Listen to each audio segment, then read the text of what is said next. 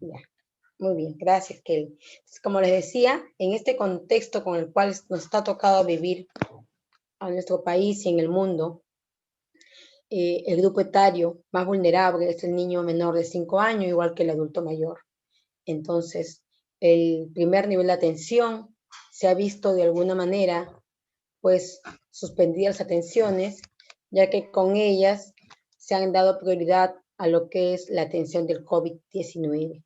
Entonces, dentro de este contexto, lo que se va a empezar a trabajar es lo que es la telesalud en el primer nivel de atención, pero no solamente para las atenciones médicas, para las consultas de alguna morbilidad o del COVID-19, sino también se va a empezar a trabajar de manera progresiva, gradual, remota, lo que es la telesalud.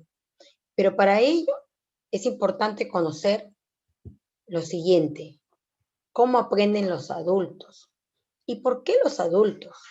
Porque necesariamente nosotros nos encontramos dentro de la teleconsulta que se piensa ofrecer y que está en revisión técnica una RM para poder continuar los controles de la niña, el niño y el adolescente en este nuevo contexto. Y entonces, ¿a quiénes nosotros vamos a enseñar, a dar orientación, a brindar? A los adultos. Y los adultos no aprenden igual que los niños, ni igual que los jóvenes. Entonces, nuestra pregunta sería, ¿cómo aprenden los adultos? Ellos van a aprender de una manera motivada. O sea, el tema les tiene que ser de su agrado. De lo contrario, ellos no van a querer escuchar cierto tema. ¿Por qué están ustedes el día de hoy? Porque el tema les causa interés. ¿Con qué novedad nos trae hoy día? ¿Qué está pasando con los niños en violencia intrafamiliar? ¿Cómo les ha afectado a los niños? ¿Qué es lo que han visto con la doctora Carla, ¿no? ¿Cómo les ha afectado a los niños este aislamiento, este encierro en la casa, esta combinación? Es igual. Y eso nos ha motivado a estar atentos con sus preguntas. Igual ahorita. ¿Cómo van a aprender los adultos? Porque a ellos yo les voy a dar el mensaje. Y entonces, decíamos, los adultos van a aprender guiados por un interés inmediato, con el deseo de poner en práctica lo que le enseñamos. Pero hay algo importante. Debemos considerar el conocimiento que tiene el adulto previo, el conocimiento previo del adulto. Eso es parte muy importante. Entonces, ¿qué nos dice este primer mensaje acá? Los adultos aprenden guiados por intereses de manera inmediatos, con el deseo de poner en práctica el desempeño actual de lo que es el producto de un aprendizaje. Sus motivaciones son utilitarias y parte de sus conocimientos en las experiencias vividas conectado con una teoría. Entonces, ellos van a buscar de actualizar y ampliar sus propios conocimientos, buscando, eh, buscando siempre aplicar lo que están aprendiendo en su quehacer diario. Ese es el principal objetivo de lo que piensan los adultos. ¿Sí? Entonces, el aprendizaje adulto tiene varias demandas y particularidades. Lo primero es que tiene que estar motivado de manera interna, ser responsable de sus propias decisiones. O sea, ya no es que como cuando éramos adolescentes, ¿no? Yo quiero que, ¿qué te parece? ¿Y qué voy a estudiar? ¿Qué carrera? Ah, ya, no sé todavía. Entonces el papá dice, bueno, ¿qué te parece esta? Porque te va a dar la experiencia de esto. En la de acá vas a tener más oportunidad de trabajo, en la de acá te va a dar tanto de ganancia. O sea, en esa adolescente buscamos eso, pero aquí en el adulto ya no es eso. Es responsable de decidir qué cosa aprender. Ellos van a buscar qué necesitan saber y tienen que estar dispuestos a estudiar. Y todas esas tres cosas va a ayudar a estar motivado de manera interna, ¿no? ¿Por qué? Porque lo van a utilizar en la vida diaria. Entonces dice, hay particularidades que va a demandar el aprendizaje del adulto. Una de ellas es las características y el desarrollo del pensamiento del adulto. ¿Qué factores van a condicionar el aprendizaje? ¿Y qué nos va a motivar? Hay motivaciones internas y externas que me van a ayudar. Las internas, porque tengo que aprender tal cosa. Y las externas, ¿dónde lo voy a aplicar? ¿Para qué me va a servir? ¿Qué voy a lograr con este aprendizaje? Hay características también a nivel de su pensamiento del adulto. Dice, los cambios que se producen en el pensamiento del adulto provienen fundamentalmente de factores socioeconómicos, profesionales, de repente en el hogar, en los hijos, en el entorno laboral, de todo el entorno. Entonces, uno va a tener esos pensamientos desde la formación, desde lo que viene en el hogar, ¿no? Y de la parte del contexto del entorno con quien yo me rodeo, con quien yo me estoy permanentemente, ¿no? Ya sea laboral, ya sea en el estudio, ya sea en el entorno social con los que yo me vinculo, ¿no? Los adultos van a tratar de darle sentido a su vida y de entender el mundo de acuerdo a la forma y la manera de pensamiento que uno tiene. Entonces, yo de repente puedo tener en casa eh, hijos y sobrinos de la misma edad, pero cada uno va a mirar el entorno de acuerdo al contexto con quienes ellos van creando y formando su propio mundo social. A pesar que tengan la misma edad, pueden tener diferentes conceptos. Pero también hay edades en el adulto, ¿no? Según Levinson en el 78, la separó al adulto en tres grandes edades. Una es el adulto temprano, que está entre 20 y 40 años, la adultez intermedia, de 40 a 65, y el adulto mayor o posterior, que lo denominaba Levin, el de mayor a 65 años, que es el otro grupo vulnerable, que también aprende cada día y busca algunos conceptos que de repente o algunas actividades para aprender porque siente que todavía diario hay que seguir aprendiendo, ¿no? Y el día a día es un aprendizaje. Entonces, ¿cómo piensan o qué diferencias tenemos entre las personas adultas de 20 a 40 años? Tanto las mujeres y los adultos están en plena vitalidad, quieren tener dos trabajos, estudiar una maestría, una especialidad, el doctorado, o sea, otra carrera fin, van integrando lo real con lo ideal, que es lo que tiene con lo que quisieran tener, ¿no? Es una etapa muy estresante, quieren vivir al máximo esa etapa, ¿no? Entonces, ahí están, forman el hogar, tienen varios trabajos, ya son padres algunos de ellos, y la tarea principal está entre que 20 y 30 años ellos puedan lograr en cierto grado ya el aislamiento o la parte íntima de la actividad opuesta, ¿no? A mantenerse.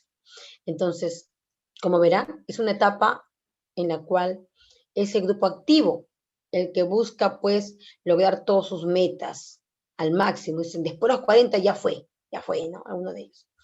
Entonces, tenemos luego el adulto intermedio o la adultez intermedia, que está entre 40 y 65 años.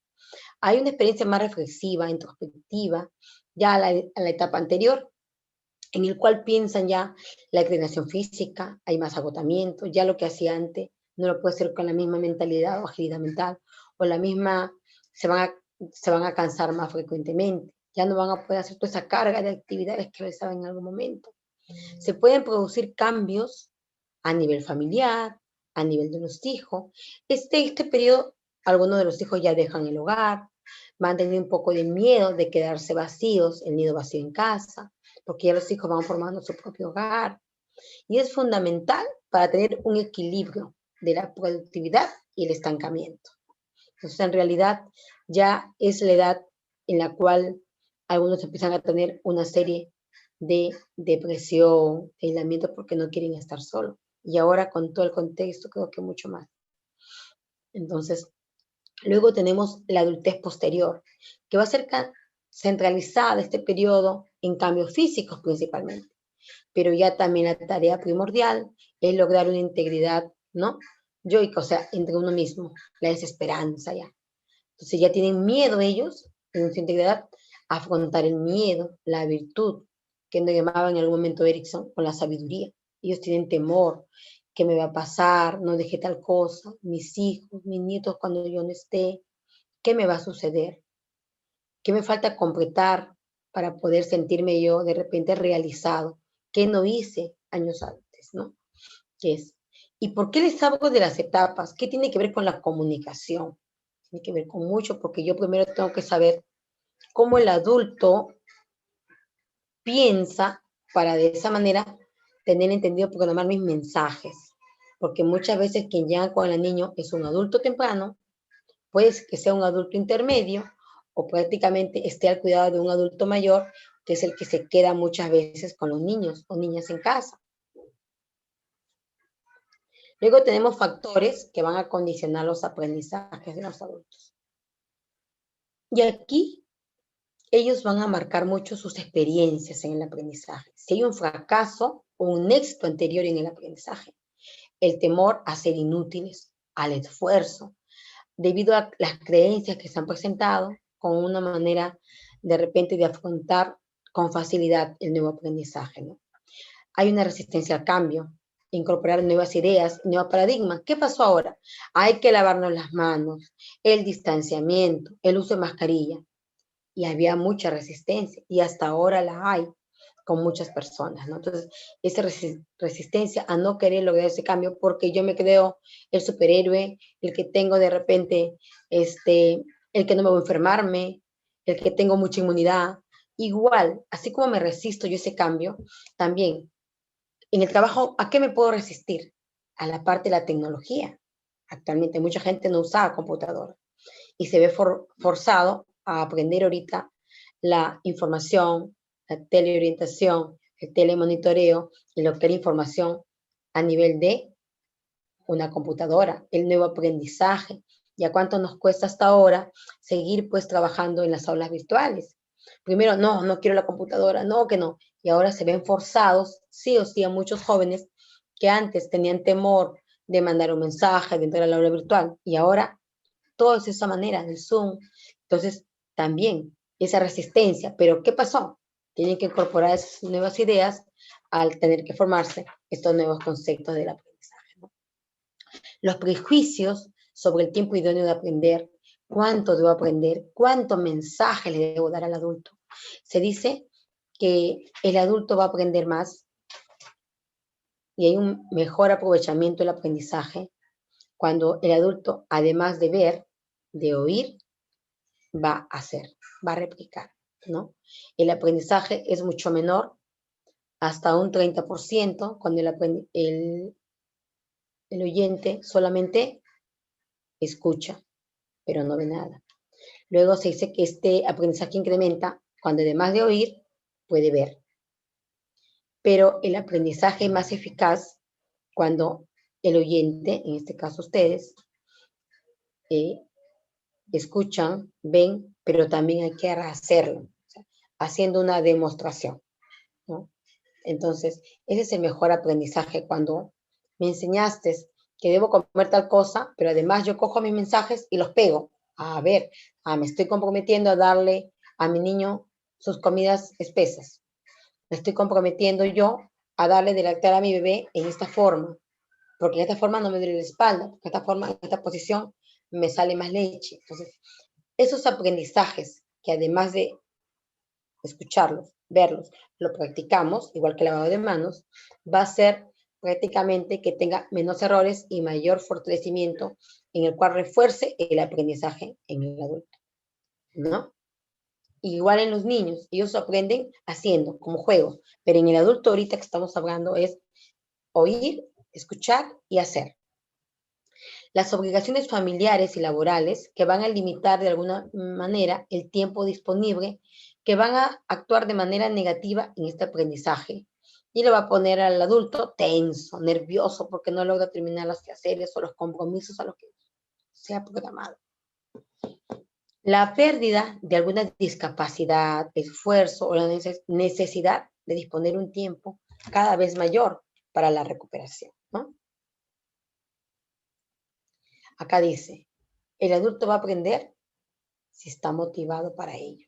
Es decir, si el aprendizaje responde a cada una de sus intereses, si es auténtico o si le es útil. Si no tienen estos contextos, el adulto fácilmente se va a distraer, no va a buscar cualquier excusa para no estar presente, ¿no? Es como ahorita, ¿no? Yo necesito brindarle un mensaje. Entonces, si será importante ese tema. Para mí, no, yo ya sé todo lo de la. Bueno, vamos a ver qué parte solamente de este tema me interesa, pero lo otro ya lo puedo leer, no, ya yo lo sé, eso todos los días me lo repiten, entonces de repente no es de interés para mí más interés, ¿qué mensaje voy a dar? Entonces, esa parte como que me va a desvirtuar parte de lo que yo, de mi aprendizaje, y ya no va a ser de manera completa, ¿no? Porque hay algo que me desmotiva, ¿o qué cosa era? Ah, entonces, ahora sí sé por qué me interesa aprender cómo son los adultos y cómo llegar a ellos, porque por cada adulto hay diferentes mensajes. Motivaciones intrínsecas y extrínsecas, ¿no? Las extrínsecas, las externas, y las intrínsecas es la que yo tengo. O sea, van a ser los factores externos, ¿no? Y las otras van a ser los internos. ¿Y qué decíamos en estas motivaciones? Las externas tienen que ver, o extrínsecas, tienen que ver con la búsqueda de solucionar algún problema o necesidad en el uso del instrumento para poder tener una mejor formación y satisfacción de mis necesidades. Va a ser que como manera profesional yo pueda aprender algunos cambios que van a servirme a nivel de fuentes de producción en mi parte productiva laboral. Puede ser que sea estas motivaciones, porque siempre la quiero implementar en la vida diaria, en actualización, renovación, que me permita mejorar alguna posibilidad laboral, social o económica. Porque el adulto ve, allá aprendiendo esto, qué ingreso me va a darme, en dónde lo voy a aplicar, cómo lo voy a aplicar. Va a ver si su rol va a ser más activo a nivel de él o que va a beneficiar de alguna manera en el beneficio de su entorno familiar o personal. Y la parte intrínseca tiene que ver con mi propia satisfacción, mi autoestima, mi autoconcepto, romper las rutinas habituales de la vida diaria y de repente darle un sentido más amplio a mi vida, ¿no? Aumentar mi seguridad en uno mismo y mejorar lo que es una proyección familiar, personal o profesional. De alguna manera debo mejorar mi adaptación de los cambios sociales y sistemas productivos. Y en cuanto a la tecnología con el uso cotidiano, cuando salió por ahí el primer celular, que solamente era para contestar y recibir llamadas, a algunos se les hizo difícil mandar mensajitos.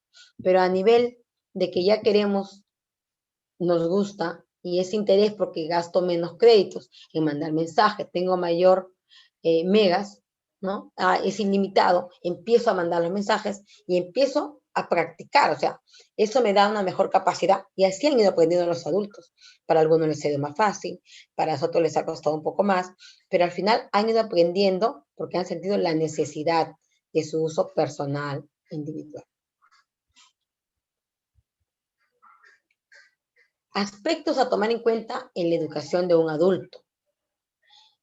El aprendizaje de adulto es parte de la experiencia y saberes que van a contribuir en la historia personal y profesional. Y están relacionados entre el que aprende y el que educa, para que haya ambos una relación de manera horizontal. Va a aprender con autonomía y ser capaces de una autodirección y poder darse cuenta de los logros que se van a autoevaluar y generar retos y compromisos. El aprendizaje es mejor cuando es funcional y utilitario. Entonces, la licenciada Roxana, el día de hoy, me está hablándome tanto de la educación. Y yo les voy a decir luego por qué. Porque necesitamos nosotros mejorar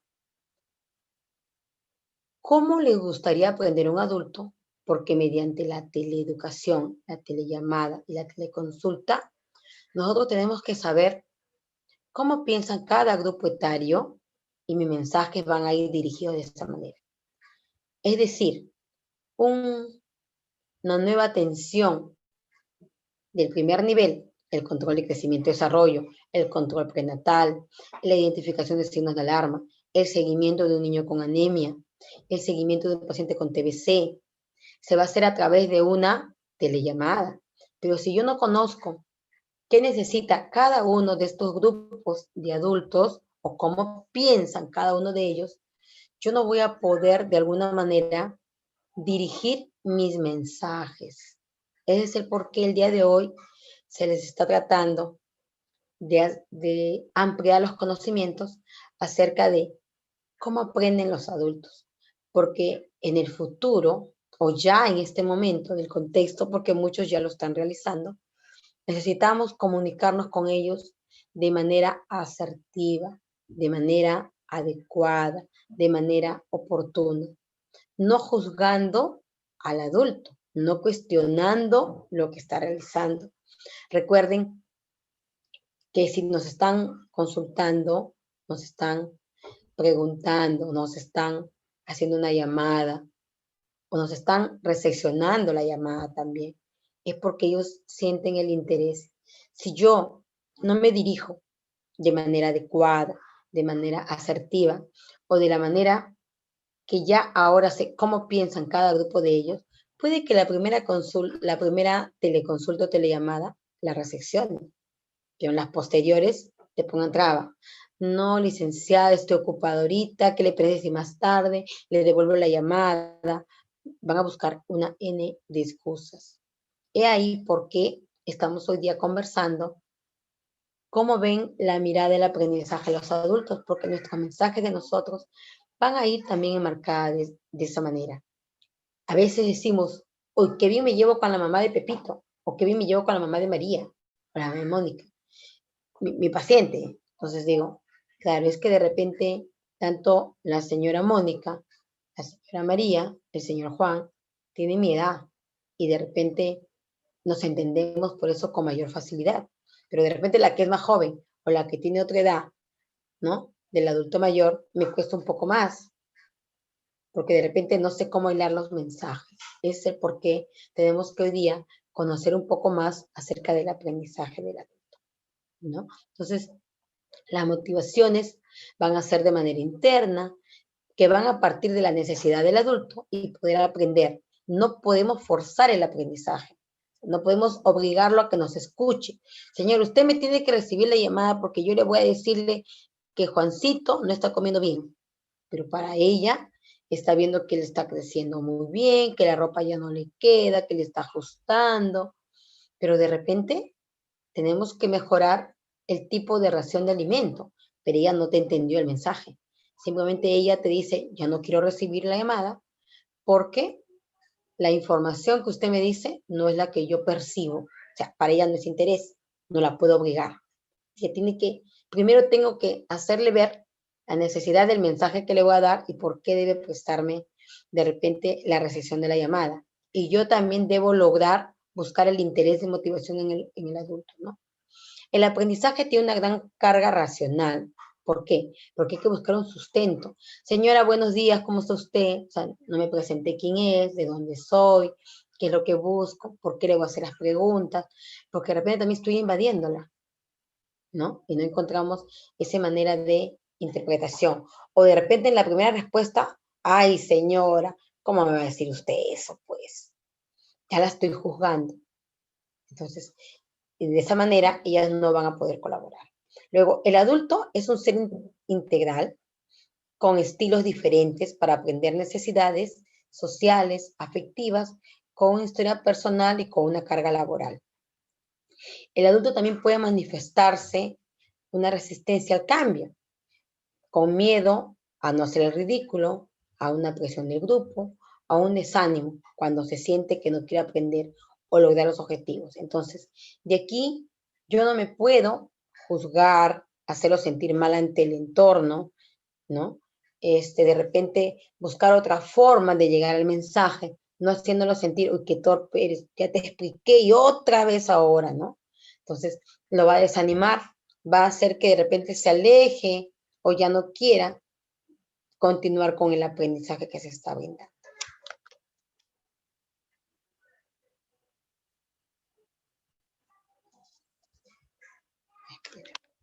A ver, hasta aquí hemos hablado cómo aprenden los adultos. Voy a ver qué me han puesto aquí en el chat. A ver, dice. Quisiera saber si aquí en lo que es la educación y cómo aprenden los adultos, tuviéramos alguna inquietud, alguna pregunta para algunos de los participantes.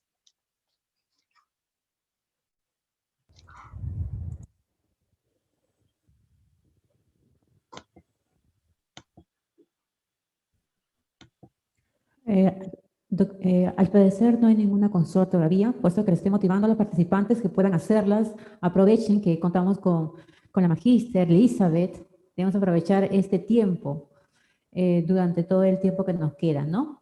Sin embargo, magíster, podemos continuar, podemos continuar. Perfecto. Vamos entonces a ver un pequeño video que nos va a ayudar a ver lo que continúa en cuanto a lo que es la empatía.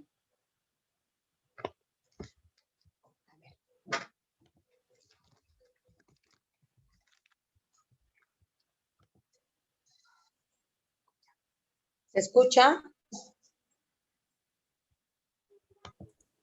No podemos visualizar el video. No podemos ni visualizar. escucharlo. A ver, un ratito. Ahorita lo vamos a compartir. Permítame un ratito.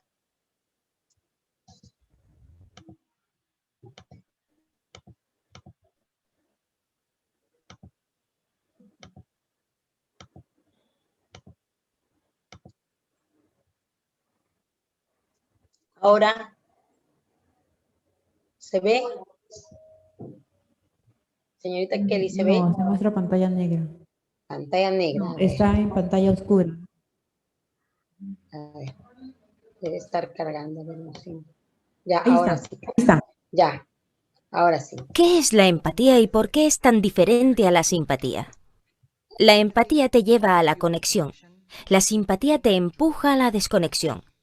Sobre la empatía nos habla Teresa Weissman, enfermera escolar que estudió profesiones muy diferentes entre sí, donde la empatía era relevante, y propuso 4 atributos a la misma. Tener perspectiva, la habilidad de tomar la perspectiva de otra persona o reconocerla como la verdad de esa persona. No emitir un juicio de valor. No es fácil con lo que disfrutamos haciéndolo. Reconocer las emociones en otras personas y luego comunicárselo. Empatía es ser sensible a otras personas. Siempre pienso en la empatía como una especie de lugar sagrado donde hay alguien en un agujero profundo y grita desde el fondo diciendo: «Estoy atrapada, está oscuro, estoy abrumada». Y de repente miramos hacia abajo y decimos: «¡Hey!» y descendemos.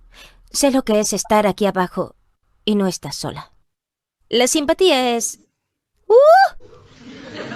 ¡Qué mal!, ¿no? No. ¿Quieres un sándwich? La empatía es una elección, y es una elección que te hace vulnerable, porque para conectar contigo, tengo que conectar con algo en mí mismo que reconoce ese sentimiento. Rara vez se ocurre, una respuesta empática empieza con un... ¿al menos? Sí, y lo hacemos todo el tiempo porque, ¿sabéis qué? Alguien compartió algo con nosotros que es increíblemente doloroso e intentamos rodearlo con plata. No creo que exista esa expresión, pero yo la uso igualmente. Así que trazamos esa línea de plata alrededor y... Tuve un aborto espontáneo. Oh, al menos te puedes quedar preñada. Creo que mi matrimonio se está derrumbando. Al menos estás casada. A John quieren echarlo de la escuela. Al menos Sara es una estudiante de 10. Una de las cosas que hacemos a veces frente a conversaciones difíciles es tratar de mejorar las cosas. Si comparto algo contigo que es muy difícil, prefiero que me digas: realmente no sé qué decir, pero me alegra que me lo hayas contado. Porque la verdad es que es raro que una respuesta pueda hacernos sentir mejor, pero lo que sí nos hace sentir mejor es la conexión. Gracias por ver.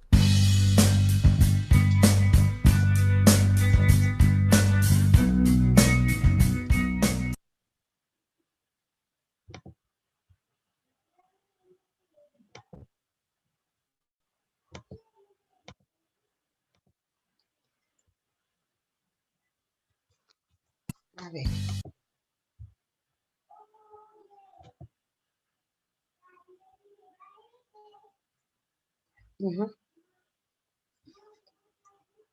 A ver, ¿qué les ha parecido? En cuanto a lo que hablamos, cuando hablamos de empatía y simpatía, muchas veces nosotros lo que hacemos es escucharlos y buscamos una respuesta no poniéndonos en el lugar del otro. Simplemente agarramos y decimos, con tal de que le caiga bien, bueno, sí, pues, pero te quedó tal cosa, ahorita no. Señorita, pero mi hijo no quiere comer, pero ¿tú cómo lo ves? Entonces, realmente, Magíster, dígame, a ver, tenemos una consulta. Gladys Hilda quiere participar. Voy a permitir la opción hablar. A a ver, ver, Gladys, ¿puedes activar tu micrófono? Gladys.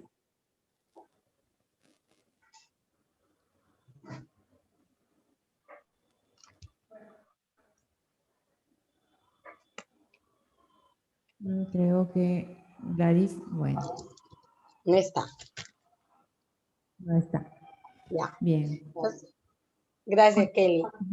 Entonces, yo les decía que realmente actualmente en el contexto de la que vamos a empezar a realizar la telellamada, la teleconsulta, tenemos que nosotros mostrarnos de una manera empáticos, no simpáticos, no, empáticos, en el cual no cuestionemos, realmente nos podamos colocar en el lugar de la otra persona, porque muchas veces el usuario, la usuaria, ya sea el papá, la mamá o el cuidador, que es el que recibe la llamada, porque estamos hablando en el contexto de los niños, ¿no?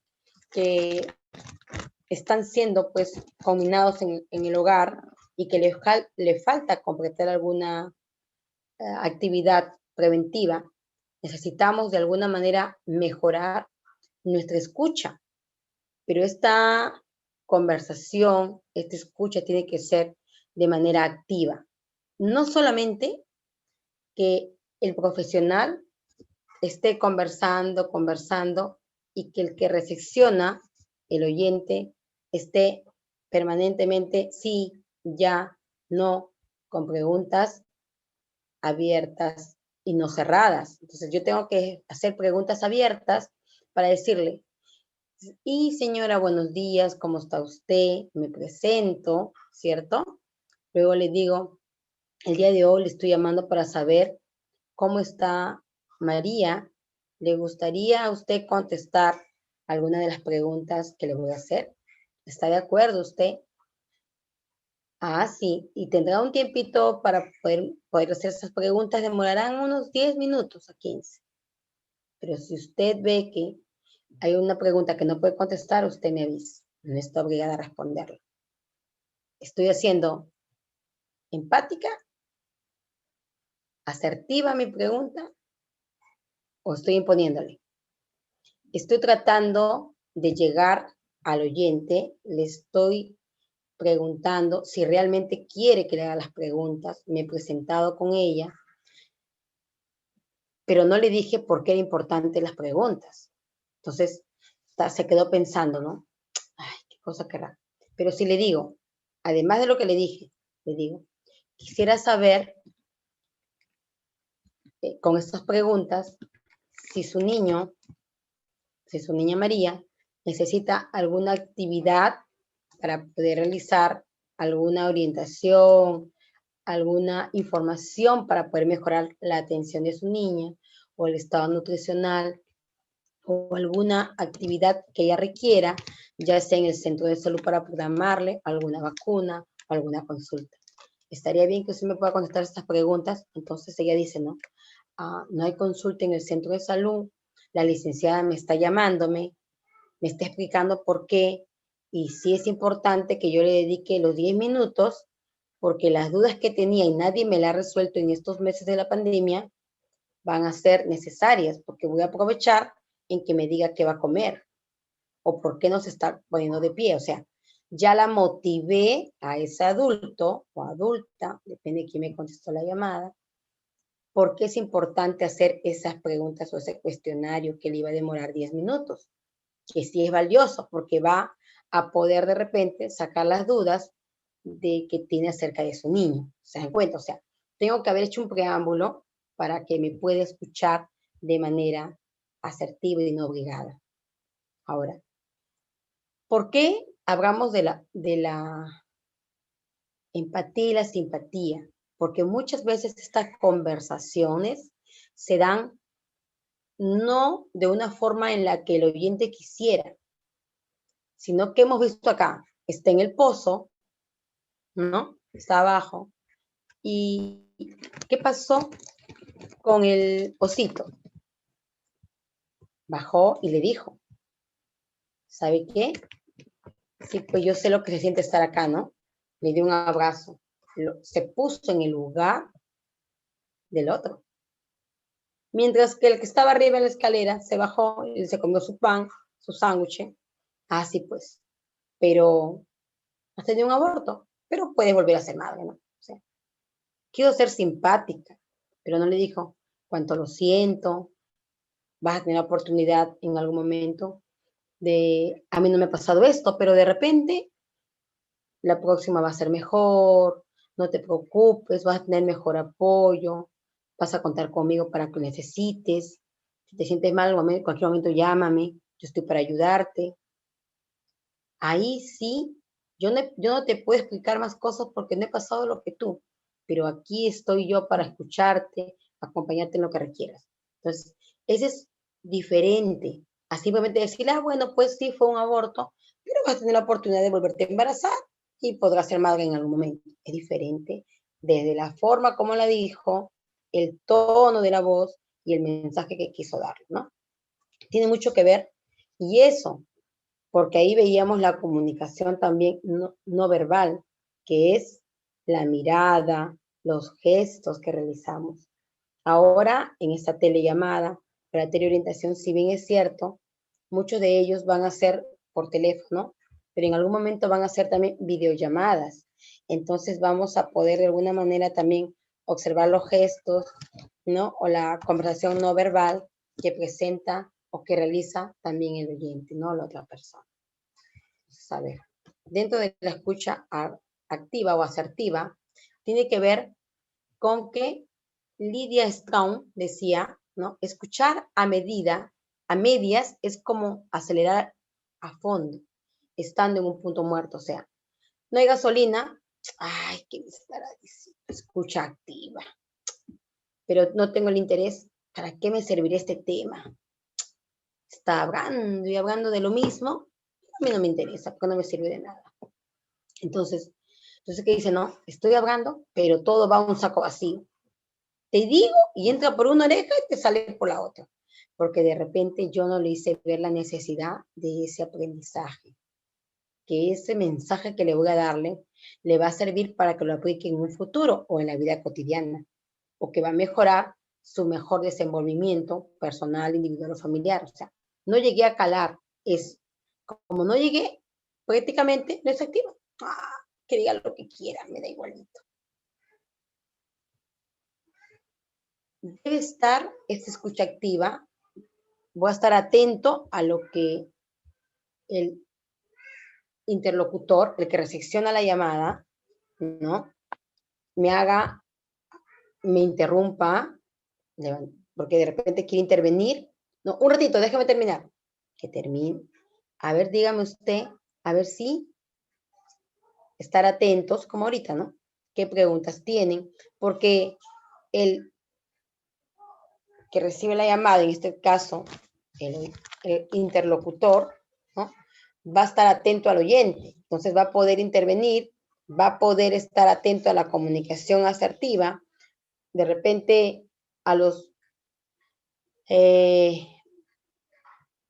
mensajes no verbales, a la interrupción, o de repente a algo que no le pareció, o el paraverbales, que son frases intercaladas que se pueden ir dando, ¿no? Y no conseguimos con ello, de alguna manera, llegar al mensaje que se busca, el mensaje principal, ¿no? Que buscamos nosotros. ¿Qué vamos a conseguir? Si yo sigo insistiendo en lo mismo, pero no sentí que la otra persona, en este caso el oyente, muestre el interés, voy a sentir que la otra persona se siente, bueno, invadida, ¿no? Yo con la escucha activa voy a buscar que la persona se sienta invitada a seguir conversando, a seguir aclarando sus dudas, a expresar sus emociones y que haya una mejor clima de cooperación. ¿Qué sabremos contestar a lo que nos cuentan? Porque de repente, ay, ¿qué me está diciendo? ¿Qué me dijo? Entonces, me olvidé en la consulta, ¿no? Y de repente estoy haciendo la consulta y me suena el otro teléfono o hay ruido. ¿Y qué dicen? Yo estoy hablando aquí. ¿Me estaré escuchando la licenciada o estaré escuchando a Kelly? ¿O estaré escuchando a Nelson? ¿O estaré escuchando a María? Yo estoy ya, está mirando a otro lado. Entonces, si la escucha activa tiene que ser mirándote frente a frente, al mismo nivel, no puede estar uno más arriba que el otro, deben estar mirándose frente a frente. Lo ideal es que sí, el paciente, el usuario te acepta una videollamada, una cámara, una imagen, estemos atentos a esa mirada, a ese mensaje, a esa comunicación. Antes de empezar a escuchar, debemos hacer algunas preguntas. ¿Por qué es importante escuchar? ¿Cómo conseguir escuchar activamente? ¿Y cuándo debo escuchar activamente?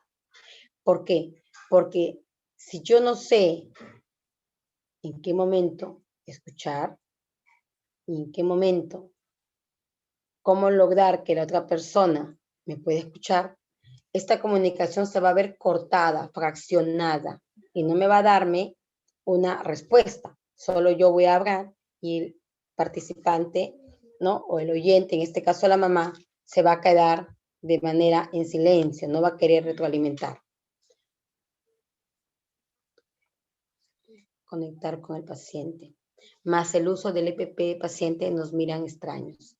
Buena pregunta. Y me voy a detener porque es importante aquí aclarar esto. A ver, lo que sucede es lo siguiente. Si bien es cierto, actualmente con el EPP, primero, el usuario, como muy bien lo he mencionado, no te reconoce el profesional. Tenemos que colocarnos el rótulo con nuestro nombre para que ellos nos identifiquen qué personal lo está atendiendo, sea médico, técnico, personal de salud, quién me está atendiendo, y con el nombre de preferencia, porque hay algunos que tienen algunas preferencias entre uno y otro profesional o personal de salud para la atención. Recuerden que la escucha activa se debe dar en todo momento. Entonces, si bien es cierto, ahora actualmente, por el cual nosotros estamos trabajando con el distanciamiento, con el EPP, con todas las medidas de bioseguridad, deben haber preguntas asertivas y respuestas asertivas. Ellos no nos ven ahorita con la justa a los ojos, como ni siquiera nos reconocen. Dos cosas. Eso no significa que el tono de la voz, la manera en que yo responda, sea una manera simpática y no empática. O sea, yo tengo que contestarle de manera prudente, de repente una pregunta abierta, y lo que se está utilizando es el uso del teléfono para las llamadas. Es más, cuando tú vas en algún momento a la consulta yo te digo, a ver, ¿por qué he pasado en el Almenara con varios pacientes enfermos? Y en el triaje llegaban, estaba ahí, me preguntaban por qué había venido, los síntomas, pasábamos, me tomaban la temperatura, el pulso oxímetro, la presión arterial, me pasaban a la consulta médica, estaba el médico, estaba la mica, la ventana, tenía un celular que me llamaban por teléfono, yo lo estaba mirando por la luna o por la mica al médico y yo estaba contestándole la llamada, las preguntas que me estaba haciendo. ¿Qué síntomas tiene? ¿Por qué? ¿Qué era el triaje? ¿Sí? Lo otro que se tiene que ver es que la parte de la telellamada que vamos a trabajar, lo ideal es que cuando yo haga mi triaje que me acaba de mencionar en esta telellamada, yo le pregunte, conozca qué preguntas voy a hacer, ¿sí? Una de ellas es, como lo he hecho al inicio, presentarme, el por qué la llamada, qué necesito, si hay alguna pregunta que no quiera contestar, no se le va a obligar, que es necesario que me diga alguna respuesta para identificar algún factor de riesgo del niño, ¿sí? Y luego voy a empezar a hacer mi pregunta, como en la entrevista. Pero estas preguntas deben ser abiertas en todo momento. Señora María, quisiera saber si de repente en casa algún familiar, ¿sí?, ha presentado algún síntoma de COVID, fiebre, malestar, dolor de cabeza. ¿Usted ha presentado en casa algún signo, síntoma del COVID-19? Fiebre, dolor de cabeza, malestar. Luego, su niño, Juanito, María, José, con el nombre, siempre por el enfoque de género, llamándolo por el nombre, no su bebé, el nombre de su niño. Ha presentado en algún momento o presenta fiebre, malestar. Ya se suele el triaje. Si tengo algún signo ahí, sí, yo no continúo con mi teleconsulta. Tengo que coordinar una llamada o una derivación al establecimiento más cercano. Ya estoy haciendo asertivo. Yo no puedo continuar con la pregunta porque encontré un signo de alarma que me mencionas. Y si yo tengo que evaluar los demás ítems, voy a continuar, pero con preguntas abiertas. Entonces, ¿qué quiero decir? Que en este contexto tenemos que mejorar nuestra escucha. Muchas veces pensamos que la telellamada es de 3 a 5 minutos. Y el e-salud, por ejemplo, les digo porque también me han hecho seguimiento por telellamada.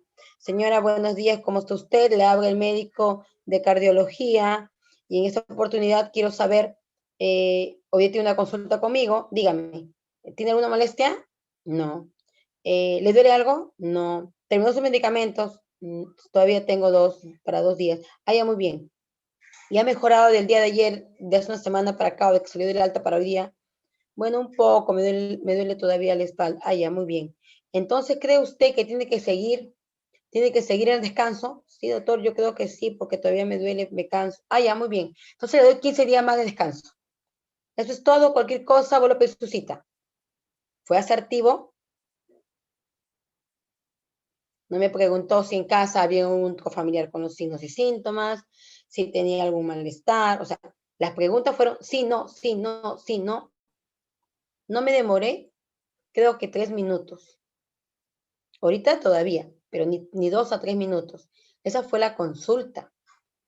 Entonces, cuando hablamos de una telellamada, de una teleconsulta, tiene un tiempo. Va a tener todos los pasos de una consulta presencial.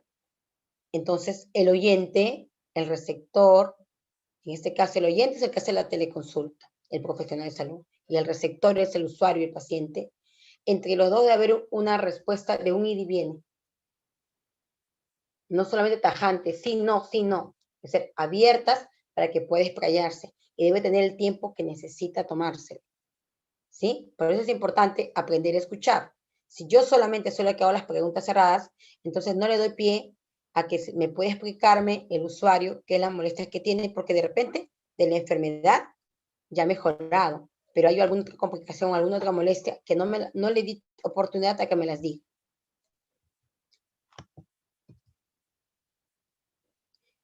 ¿Cómo contestar o dar un feedback sobre nuestra reacción? Aplicando el eco. Usted me ha dicho, ¿no? Usted me mencionó, usted, señora María, me dice de que el malestar ha disminuido, ¿no? Sí, doctor. ¿Y como en cuánto habrá disminuido? O sea, estoy volviendo a reformular la pregunta, ¿sí? Utilizando de repente, si fuera frente a frente, en la consulta, la miro, no me reconoce, como no puede ver mis gestos, pero si yo la miro, sabe que estoy mostrando interés, pero si estoy con mi careta, con mi mascarilla, mis lentes, ¿no? Estoy agachada, simplemente ese mensaje no verbal me dice, ni siquiera me está mirando. O sea, ya no hay acercamiento, al contrario, hay un distanciamiento. Entonces tenemos la escucha activa, la ventaja de escuchar. Va a ayudar a demostrar que consideramos lo que la otra persona quiere decir, que es una señal de respeto, va a estimular a que el interlocutor siga expresando lo que siente, que sea el que escucha es más probable que se sienta escuchado, permita llegar más a fondo a los problemas, que quien escucha llegue a tener mayor claridad acerca de lo que pasa por su mente, que se relaje, que neutralice, no se sienta una hostilidad. Ay, mi caso me hace, y estoy recibiendo la llamada y estoy dando mi crédito, y le llamé y no me solucionó nada, ¿no? Facilitar al emisor con el feedback, mejorando la comunicación. Siempre el repreguntar de alguna manera adecuada me puede ayudar a que amplíe más sus dudas que ha tenido, mejoren, ¿no? Amplíe más su variación de preguntas, una baraja de respuestas que yo quisiera escuchar, y puede extenderse más su comunicación, ampliar un poquito más su comunicación. Para ser comunicadores eficaces hay que aprender a escuchar, responder adaptando nuestro mensaje a la edad, al entorno y al contexto. Si es alguien de una etnia, de acuerdo a su lenguaje. Si es de acuerdo a una cultura, igual, de acuerdo a la edad. No me parece, señora, está mal, se equivocó. ¿Qué le parece si en lugar de darle la sopita, qué le parece si le podemos dar lo que usted ha comido? ¿Qué comió usted el día de ayer? Ay, ¿qué le parece si en lugar de darle la sopita que tiene aparte, empezamos primero con la comida de usted y luego la sopita? Allá, no me impuso. De la forma en que me la dijo, no me ha cuestionado, me ha consultado, me ha tomado en cuenta, ¿no? Verificar si el mensaje ha sido comprendido. ¿Se acuerda, señora María, cuánto le va a darle? Ah, ya, una cucharadita. ¿Y a qué hora le va a darle? O sea, estoy retroalimentando, repreguntando si el mensaje fue claro y sencillo. De repente yo pienso que lo entendió, pero no me preguntó por vergüenza. ¿Sí? Entonces, asertividad es afianzar sin complejos y de forma constructiva. Entonces, defender los propios derechos sin tratar de invadir el de los demás. Puede tender a llegar a la propia verdad personal, las propias ideas y gustos, pronunciarse de forma serena, firme y constructiva, ¿no? ¿Cómo comunicarse de forma asertiva? Primero es escuchando activamente, diciéndole, reconociendo los aciertos, felicitándolo, ¿no? Diciéndole qué decir o hacer y cuándo, diciendo o haciendo lo que se decidió. ¿Qué le parece si a partir de ahora, a qué se comprometería usted para mejorar la alimentación de María? ¿Qué podemos hacer? Yo la voy a ayudar para mejorar el peso de Juancito.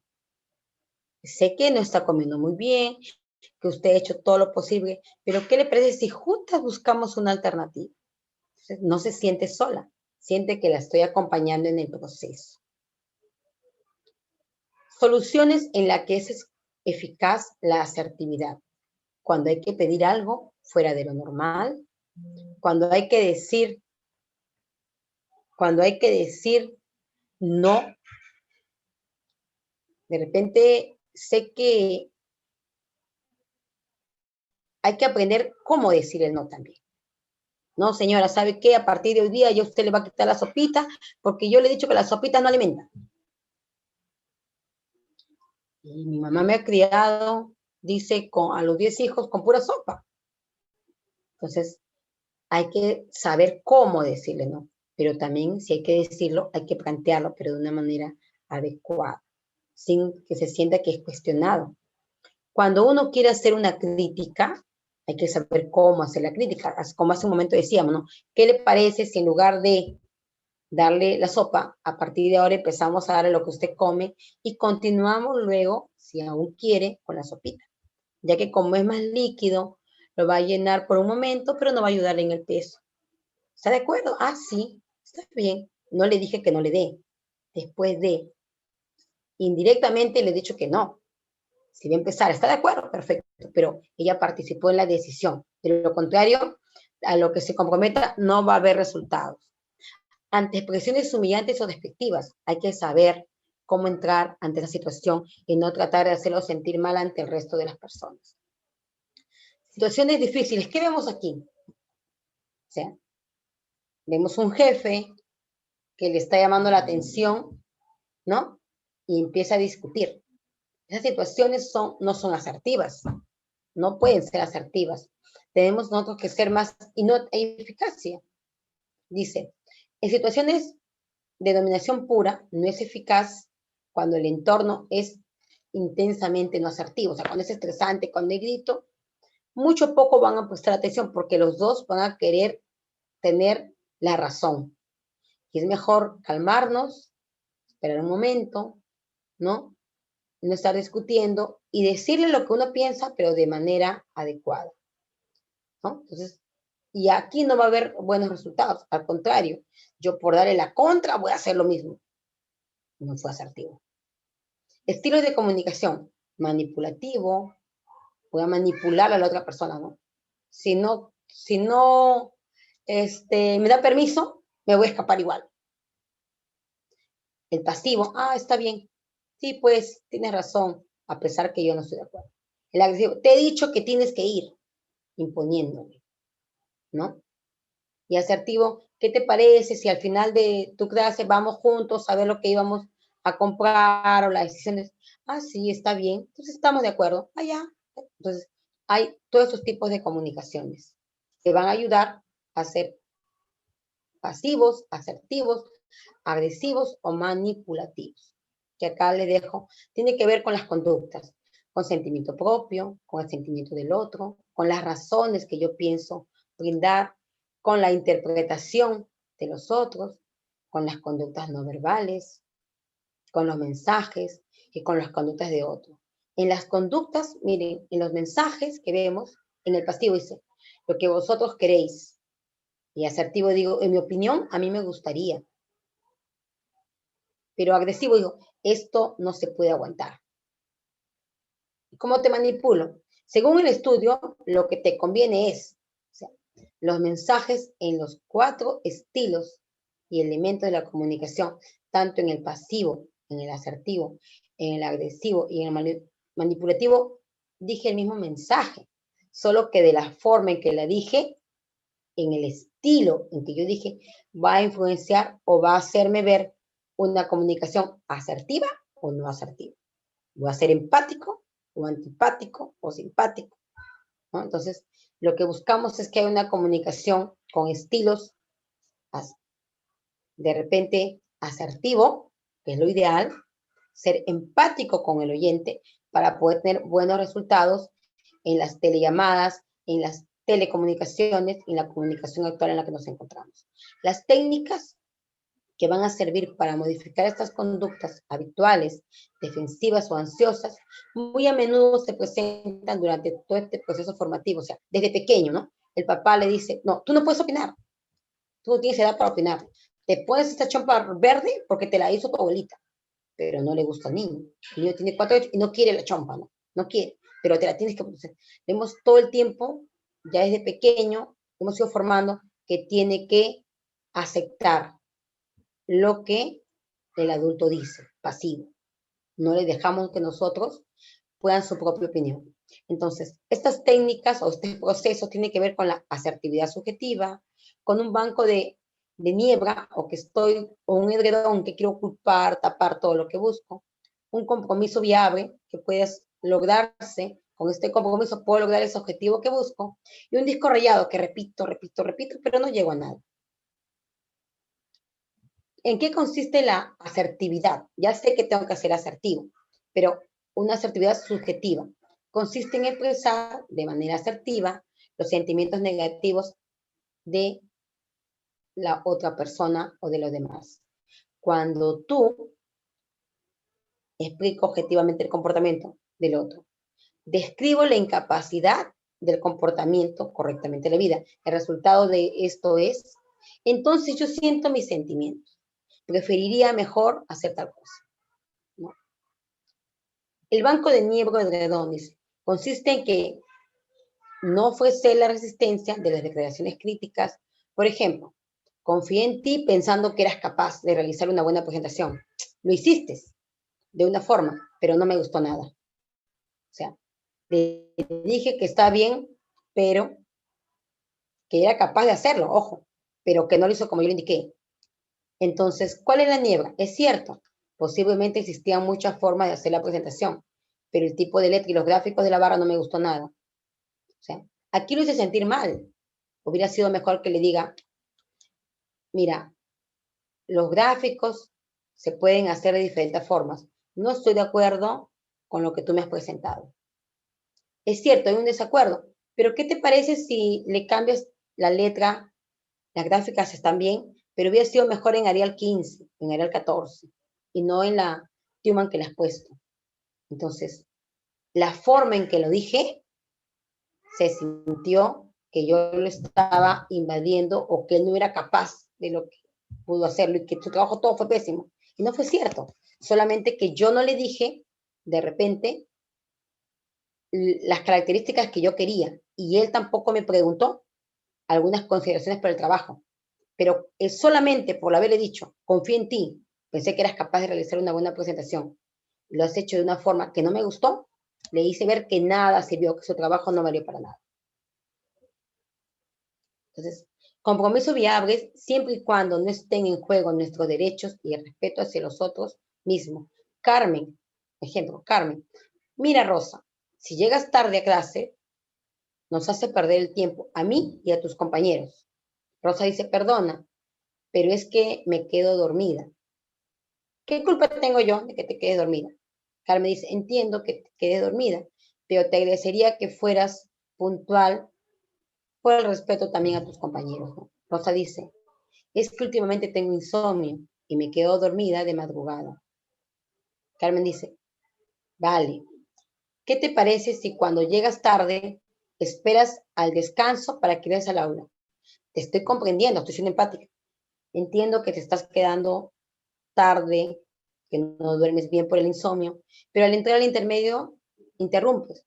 ¿Por qué no esperas mejor que en el receso y ya no interrumpes la clase y continuamos? Y yo te presto la tarea que sigue o lo que me explicaron. Me parece bien, dice Rosa. O sea, hemos llegado, tanto el interlocutor como el receptor, a un acuerdo, que es lo que buscamos en la comunicación asertiva. El disco rayado, que es la última, consiste en la repetición tranquila de las palabras que expresan nuestros deseos de forma persistente y sin enfadarnos ni levantar la voz. Por ejemplo, el formador, el gestor, son uno el interlocutor, ¿no? Y el oyente dice, considero que merezco un aumento de sueldo. El gestor dice, ¿pero qué dices? La empresa no está para gastos. ¿Qué digo yo? Puede ser, pero otros compañeros de mi categoría cobran más y creo que yo debería ganar lo mismo que ellos. ¿Pero qué dices? Lo que cobras, los que cobran más es porque llevan mucho más tiempo en la empresa que tú. Cierto, pero ¿cómo hacemos lo mismo con la misma eficacia? Creo que merezco un aumento. Le estoy explicándole y justificando el por qué, ¿no? Sin enfadarme ni levantar la voz, estoy persistiendo en lo mismo. O sea, quiero que sí o sí me den y me paguen lo mismo, porque yo no tengo, hago lo mismo a pesar que tengo menos años. En algún momento me he dicho, cuando tú llegas a cumplir cada 5 años, 7 años, se te va a incrementar gradualmente el sueldo, yo no tendría por qué insistirlo. Pero como no han sido claras desde un primer momento los mensajes, estoy en lo mismo insistiendo y insistiendo, ¿no? Algunas reglas para comunicarse asertivamente, porque creo que con esto estamos terminando. Aclaran, hay que aclarar los objetivos, hay que indagar la información adecuadamente, con anticipación, poder explorar, escuchar y observar.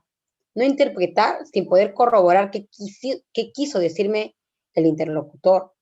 Si se pregunta, dar tiempo para responder. Si le digo, ¿no? ¿Qué te parece si vamos a hacer una programación y nos sentamos a las dos a hacerlo? Y me quedé pensando. Entonces dice, no, lo que sucede es que, bueno, ya, como no tienes tiempo, lo voy a hacer yo sola. No, yo no te he dicho que no puedo. Estoy pensando, me quedé callada porque estaba recordando cuándo tengo turno, cuándo tengo tiempo, cuándo podemos reunir. Tengo que darle el tiempo a responder. Cuidar la forma de comunicación, recoger las sugerencias de los demás y dar permiso para no comunicarse con algunas fallas que se puedan ir presentando. Entonces, ¿qué es la consejería? Dentro de la consejería es un diálogo participativo en el cual yo voy a poder tomar una decisión, ¿no? Y tienen que haber las las habilidades comunicacionales, empatía, ¿sí? El saber escuchar, la escucha activa, y tanto el profesional de la salud y el usuario tienen que hacer una introducción de cambio del comportamiento. O sea, yo tengo que vender un mensaje para que el oyente, en este caso el usuario, pueda tener un cambio de comportamiento o incorpore algunos mensajes en su comportamiento o en la atención del niño, en este caso que es el vínculo que estamos tratando, para que haga un diálogo entre los dos, como vemos acá. Y no solamente en imagen, uno abre y el otro no se deja escuchar. Haya una retroalimentación para una toma mejor de resultados y decisiones y promover la salud del usuario, ¿no? Entonces, el rol de consejero, porque en la telellamada, en la teleconsulta y en este momento tiene que tener un comportamiento y un rol en el consejero dentro de este cambio. Yo voy a buscar un cambio en el receptor de la llamada. Entonces, y en la escucha activa. Entonces, ¿qué tengo que dar? Primero, tengo que dar una información que la desconoce. Debo estar alerta. Tengo que resolver este mensaje que di o información, debe resolver el problema al que llegué de acuerdo. Y debo estar motivado. Si yo no estoy motivado, no voy a poder resolver esos acuerdos. ¿Para qué busco yo estar motivado? Para adoptar una nueva conducta y para que esta conducta se mantenga en el tiempo. Si yo no busco que esta conducta se mantenga en el tiempo, entonces la comunicación, el mensaje, ¿a dónde fue? Fue al vacío, fue nula. No hubo una escucha activa. ¿Para qué voy a dar la información? Para alentarle, voy a alentar al oyente a resolver problemas, apoyar en algunos beneficios y poder hacer un seguimiento. Eso es lo que buscamos con este cambio del consejero. Buscar, ¿no?, una conducta apropiada, pero sostenida. Y el profesional va a hacer el seguimiento de estos beneficios de los cambios. Actualmente, ¿qué pasa con el contexto de CRED? Tenemos situaciones de riesgos en los niños, en el cuales los niños, prácticamente, el recién nacido es el que tiene mayor posibilidad y riesgos y complicaciones de muerte neonatales en los primeros 7 días. Y luego el menor de 1 año, que es el grupo vulnerable, ¿no?, por la anemia, la desnutrición, la ganancia y la velocidad del peso y la talla que se van a presentar. El niño de 1 año, que es una velocidad mucho más lenta ya que el menor de 1 año en el incremento del peso y la talla, pero que aún siguen persistiendo algunos factores de riesgo.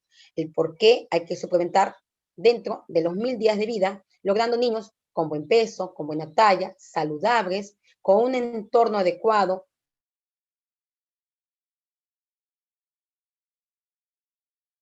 que es el apego seguro en anteriores presentaciones. Entonces necesitamos nosotros mejorar de alguna manera el riesgo en el crecimiento. De ahí en adelante que se va a tener que trabajar, ¿no?, en la teleconsulta, la telellamada, el teleseguimiento, la telesalud, que es lo que van a hablar posteriormente en el tema, para buscar, ¿no?, identificando riesgos en el niño y la niña, no solamente en el peso, en la talla, sino también en la crianza del cuidador, en lo que es el desarrollo del niño, en lo que es el crecimiento del niño, en lo que es la talla, en algunos signos de alarma, en alguna vacuna, en suplementación, en alimentación. Lo mismo del CRED presencial, pero por vía telefónica, que es lo que van a trabajar y lo van a ver en la siguiente ponencia, en qué consiste cada una de las atenciones que va a recibir el niño. Por lo tanto, lo importante de este tema que hemos tratado el día de hoy es el saber que el interlocutor y el oyente debe tener una comunicación asertiva que vaya con feedback de ida y vuelta con respuestas, preguntas y respuestas, en el cual lleguemos a un acuerdo y podamos tener una comunicación entre ambos, el receptor y el interlocutor, para poder tener unos acuerdos posteriores y veamos el logro de las respuestas del niño en la mejora de su crecimiento y su desarrollo. No sé si tuvieran alguna inquietud, alguna pregunta. Yo he querido realmente abocarme en toda la parte de lo que es la recepción, la comunicación, la escucha, la empatía y la comunicación, porque si esto no se entiende, fundamental de la teleconsulta, de telellamada, la teleorientación, que es lo que vamos a empezar a trabajar y